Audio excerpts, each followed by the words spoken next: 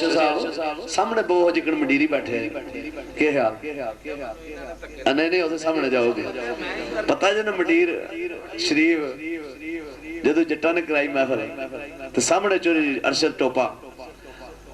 क्या ही बात है चोरी अरशद साहब दी ते जनाब बूटा साहब गुजरात वाले लिखते ने बैंत लिखा आख्या कि ये दुनिया 4 दिन दा मेला है को पता नहीं सादा ते अपने यार अल पैगाम लिखते ने बूटा साहब आख्या